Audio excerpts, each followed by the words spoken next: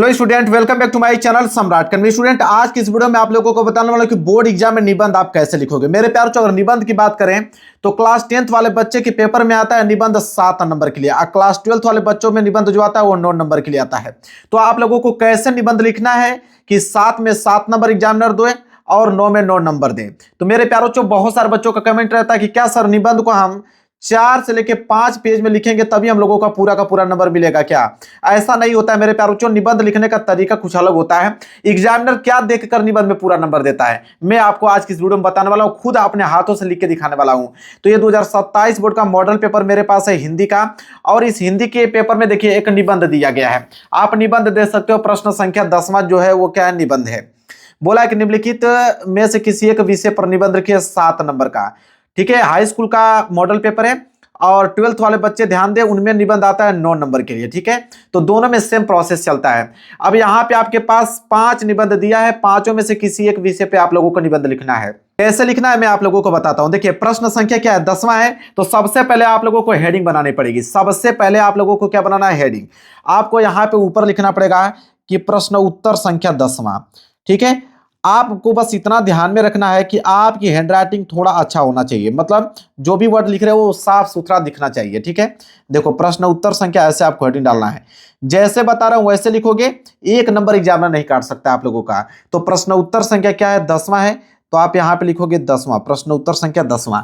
अब क्या करोगे, तो स्केल की सहायता से इसके नीचे करोगे अंडरलाइनिंग। तो चलिए, हमने क्या किया, अंडरलाइनिंग कर दिया। अब क्या करेंगे, अब ये प्रश्न संख्या 10वें में 5 दिया था, लेकिन मैं आप लोगों को तीसरा बताऊंगा। तीसरा इसलिए बता रहा हूं क्योंकि प्रदूषण की समस्या तथा समाधान, जब से पेपर बनाना स्टार्ट हुआ है ना, तब से हाई स्कूल और इंटर दोनों में यह आप लोगों का निबंध पूछता है कि प्रदूषण की समस्या तथा समाधान बताइए। इसलिए मैं तीसरा बता रहा हूं ताकि आप लोगों को तैयार भी हो जाएगा।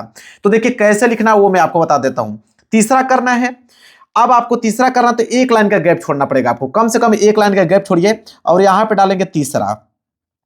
1 लाइन का गैप छोड़ने के बाद आप क्या डालेंगे, तीसरा, और नाम लिखेंगे कि प्रदूषण की समस्या।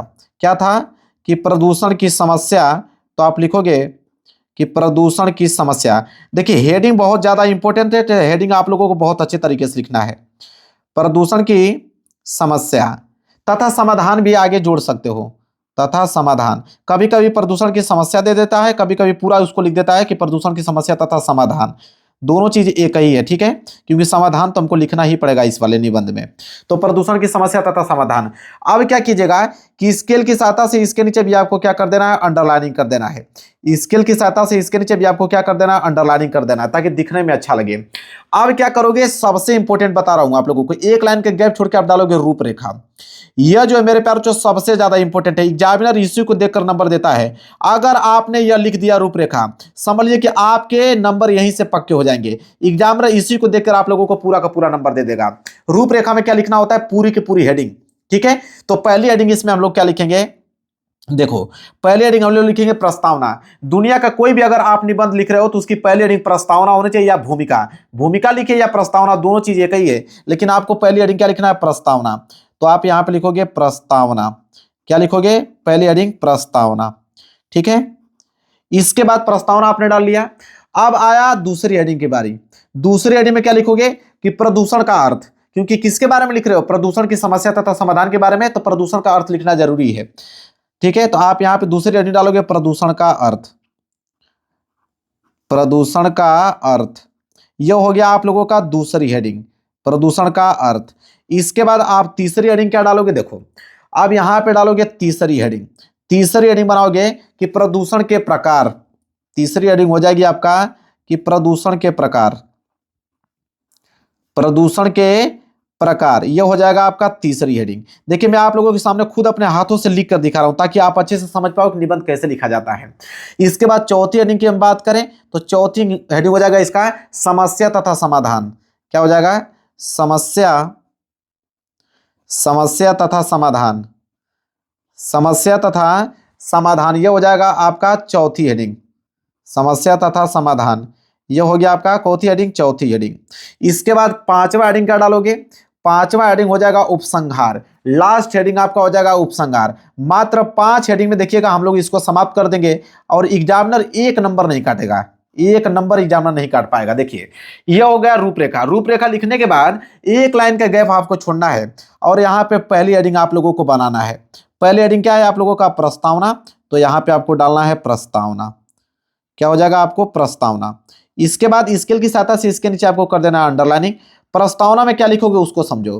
प्रस्तावना में आपको बताना है कि प्रदूषण के बारे में जो चीज भी जानते हो वो चीज अपने मन से लिखना चालू करो। एग्जामिनर ये कभी नहीं चाहता कि आपका किताबी भाषा का प्रयोग आप करो। एग्जामिनर ये चाहता है कि आप अपने भाषा में, आप अपने तरीके से मुझे समझाने का प्रयास करो। तो आपके दिमाग में जो चीज चल रहा होगा प्रदूषण को लेकर वो सब कुछ व्यक्त कर दो। यहाँ पे जैसे मैं बनाता हूं, यहाँ पे मैं लिखूंगा कि आजकल प्रदूषण की समस्या बहुत ज्यादा बढ़ रही है। मैं यहां से लिखना प्रारंभ करूंगा कि आजकल, देखिए मेरे दिमाग में जो चल रहा है मैं वही लिख रहा हूं, ठीक है। आजकल लिखूंगा कि आजकल प्रदूषण की समस्या, आजकल प्रदूषण की समस्या, आजकल प्रदूषण की समस्या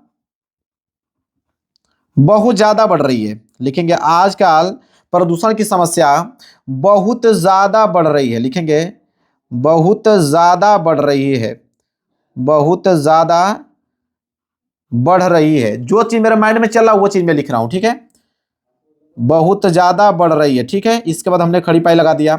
इसके बाद लिखेंगे क्या कि इस समय हमारे सामने सबसे बड़ी चुनौती, लिखेंगे कि इस समय, इस समय हमारे सामने, इस समय हमारे सामने, इस समय हमारे सामने सबसे बड़ी चुनौती, इस समय हमारे सामने सबसे बड़ी चुनौती, सबसे बड़ी चुनौती। अब देखिए सबसे बड़ी चुनौती क्या है? वह है पर्यावरण को बचाने का है, पर्यावरण को बचाने का है। लिखेंगे पर्यावरण को, पर्यावरण को बचाने का है, बचाने का है। मेरे दिमाग में जो चल रहा है मैं वो लिख रहा हूं और अच्छा भी लग रहा है, एग्जामिनर प्रभावित भी होगा इसको पढ़कर, ठीक है। पर्यावरण को बचाने का है। इसके बाद लिखेंगे क्योंकि, हम लोग क्यों बचाना चाहते हैं, लिखेंगे क्योंकि, लिखेंगे क्योंकि, और ब्लैक पेन से लिखेगा क्योंकि हवा, क्योंकि हवा, कामा लगा कर लिखिए, पानी, हवा पानी, फिर कामा लगाइए, जंगल, हवा पानी जंगल, और मिट्टी को भी ऐड कर दीजिए, मिट्टी, हवा पानी जंगल मिट्टी आदि, आदि क्या हो रहा है? सब प्रदूषित हो चुका है, सब प्रदूषित हो चुका है। देखिए मेरे दिमाग में जो चल रहा है वही लिख रहा हूं, ठीक है। और एग्जामिनर देखिए कितना प्रभावित होगा, ये किसी किताब से नहीं मिलेगा, आप लोगों को बता देता हूं। सब प्रदूषित हो चुका है, सब प्रदूषित हो चुका है, सब प्रदूषित हो चुका है। बस इतना ही पॉइंट आप लिखिए, इससे ज्यादा लिखने की कोई आवश्यकता ही नहीं है। प्रस्तावना में बस इतना ही पॉइंट आप लोगों को लिखना है और एक लाइन का गैप आप लोगों को छोड़ देना है। कम से कम एक लाइन का गैप छोड़िए और दूसरी हेडिंग डालना चालू कीजिए। दूसरी हेडिंग क्या था कि प्रदूषण का अर्थ, दूसरी हेडिंग डालोगे यहाँ पे प्रदूषण का अर्थ। एक लाइन का कम से कम आप लोगों को गैप छोड़ना है। तो दूसरी हेडिंग हो जाएगा आपका प्रदूषण का अर्थ, प्रदूषण का अर्थ। अब क्या करना है, स्केल की सहायता से इसके नीचे क्या करना है? अंडरलाइनिंग करना। स्केल की सहायता से इसके नीचे अंडरलाइनिंग करना है। लिखोगे क्या प्रदूषण के अर्थ में? लिखोगे कि बढ़ती जनसंख्या। देखो मेरे दिमाग में जो चला मैं अपने तरीके से बनाकर लिख रहा हूं कि बढ़ती जनसंख्या। अब आपके दिमाग में जो चलेगा उस समय वही आप लिखना व्यक्त कर दीजिएगा कि बढ़ती जनसंख्या पर्यावरण के, बढ़ती जनसंख्या पर्यावरण के, बढ़ती जनसंख्या पर्यावरण के संतुलन को बिगाड़कर, बढ़ती जनसंख्या पर्यावरण के संतुलन को बिगाड़कर, संतुलन को बिगाड़कर, बढ़ती जनसंख्या संतुलन को बिगाड़कर, संतुलन को बिगाड़कर दूषित कर देती है। क्या कर देती है? दूषित कर देती है। बढ़ती जनसंख्या पर्यावरण के संतुलन को बिगाड़कर दूषित कर देती है, दूषित कर देती है। इतना पॉइंट आपने लिख दिया, दूषित कर देती है। यह गंदा वातावरण, लिखोगे यह गंदा वातावरण, यह गंदा वातावरण, यह गंदा वातावरण जीवनधारियों, यह गंदा वातावरण जीवनधारियों, यह गंदा वातावरण जीवनधारियों के लिए हानिकारक है। जीवनधारियों के लिए क्या है? हानिकारक है। जीवनधारियों के लिए हानिकारक है, हानिकारक है। इसके बाद खड़ी पाई। बस, अब ज्यादा लिखने की जरूरत नहीं है, इतना ही पॉइंट आपको लिखना है कि बढ़ती जनसंख्या पर्यावरण के संतुलन को बिगाड़कर दूषित कर देती है और यह गंदा वातावरण जीवनधारियों के लिए क्या है? हानिकारक है। इसके बाद क्या लिखोगे? तीसरी हेडिंग। इसके बाद यहां पे एक लाइन का गैप छोड़ोगे, डालोगे तीसरी हेडिंग। तीसरी हेडिंग में लिखोगे प्रदूषण के प्रकार। तीसरे हेडिंग में लिखोगे प्रदूषण के प्रकार। प्रदूषण के प्रकार ये हो जाएगा आप लोगों का तीसरी हेडिंग, प्रदूषण के प्रकार। स्केल की सहायता से इसके नीचे आप लोगों को अंडरलाइनिंग करना है अच्छे तरीके से। अब प्रदूषण के प्रकार में लिखोगे कि मुख्य रूप से, यहां लिखोगे कि मुख्य रूप से प्रदूषण कितने प्रकार का होता है? तो लिखोगे कि मुख्य रूप से प्रदूषण चार प्रकार के हैं। चार प्रकार के हैं। मुख्य रूप से प्रदूषण कितने प्रकार के हैं? चार प्रकार के हैं। ठीक है। अब पेज आप लोगों का भर गया है। पेज जैसे भर जाना है तो आप यहां पे लिख दिया करो पीटीओ। PTO page turnover. आप पेज को पलट कर लिखो। देखो पेज को हमने क्या किया? यहां पे पलट दिया।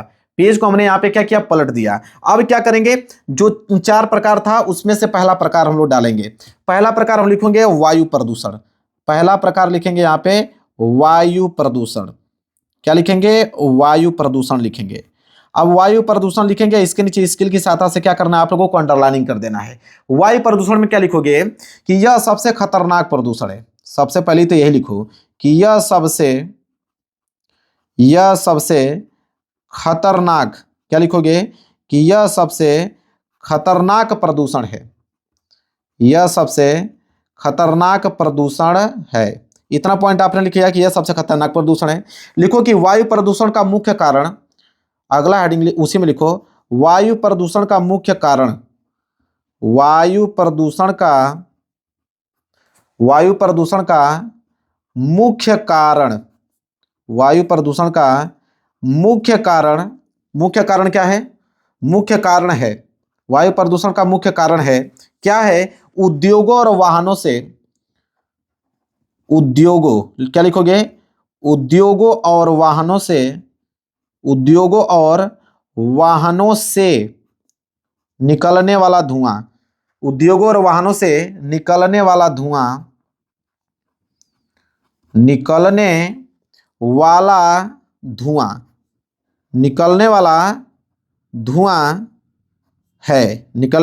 धुआं है। ठीक है। लिखो वायु प्रदूषण के कारण। क्या लिखोगे? कि वायु प्रदूषण के कारण ऐसे ही आप लोगों को लिखना है जैसे मैं लिख रहा हूं। देखो अपने दिमाग में जो चीज चल रहा है उसको लिखता हुआ चल रहा हूं। ठीक है। इसी तरह आपको भी लिखना है। वायु प्रदूषण के कारण वायुमंडल में, क्या लिखोगे? वायु प्रदूषण के कारण वायुमंडल में कार्बन डाइऑक्साइड, वायुमंडल में कार्बन डाइऑक्साइड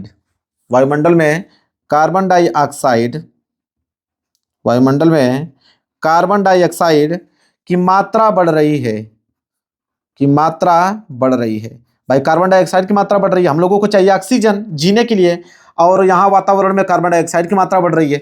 ठीक है। बढ़ रही है। वो किसके कारण बढ़ रही है? तो वायु प्रदूषण के कारण बढ़ रही है। बस इतना ही पॉइंट आप लोगों को मेरे प्यारे बच्चों इतना लिख देना है। अब एक लाइन का आपको क्या करना है? गैप छोड़ना है। एक लाइन का आपको गैप छोड़ के दूसरा आपको डालना है जल प्रदूषण। कम से कम एक लाइन का गैप छोड़िए, यहां पर डालिए जल प्रदूषण। एक लाइन का गैप छोड़कर अगली हेडिंग क्या हो जाएगी आपकी? जल प्रदूषण। ठीक है। ऐसे और स्केल की सहायता से नीचे आपको अंडरलाइनिंग करते चलना है। ठीक है। जल प्रदूषण। अब जल प्रदूषण क्या है? तो लिखोगे कि उद्योगों और घरों से, लिखोगे कि उद्योगों और घरों